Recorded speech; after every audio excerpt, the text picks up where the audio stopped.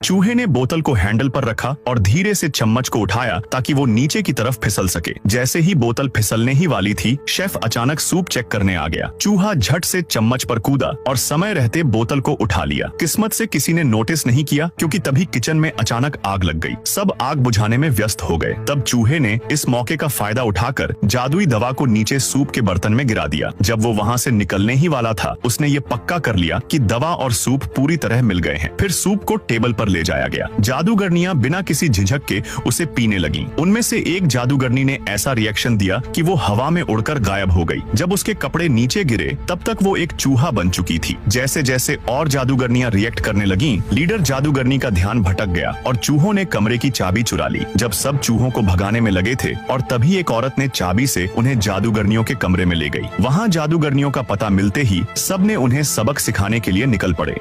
ये उन लोगों की दुनिया है जिनको डाउन सिंड्रोम है। वो अपने जूते तक नहीं बांध सकते, लेकिन इससे उनको बच्चों का परिवार बढ़ाने से नहीं रोका जा सकता। एक आदमी अपनी पत्नी के साथ उसके चेकअप के लिए गया, पर ये माँ एक अजीब बच्चे को जन्म देने वाली थी। उस बच्चे में एक क्रोमोसोम्स नहीं था, पर वो औरत जिद पर अड़ी थी कि वो बच्चे को जन्म देगी क्योंकि वो बाकी सबसे अलग था। उस बच्चे को सब अजीब समझते थे, पर जब वो स्कूल जाने की उम्र में पहुंचा तब उसको एहसास हुआ कि उसमें कुछ खास ताकतें थीं। उसके क्लासमेट्स के जूते रोज उलझ जाते थे, पर वो बिना किसी दिक्कत के उनको सुलझा देता और तब से स्कूल के सारे बच्चे उससे अपने जूते बांधने की मदद मांगने लगे। दूसरी ओर उसके माता पिता उसको सामान्य बनाने के लिए उसका क्रोमोसोम ढूंढने की कोशिश कर रहे थे, पर आखिर में उनको कुछ नहीं मिला। जब वो बड़ा हो गया, सामान्य बनने के इरादे से उसने हॉस्पिटल में एक ऑपरेशन करवाने का फैसला किया और वहीं उसकी मुलाकात एक औरत से हुई जो उसकी ही तरह अजीब थी। तो उन्होंने मिलकर बाकी लोगों के जूते बांधने में मदद करने का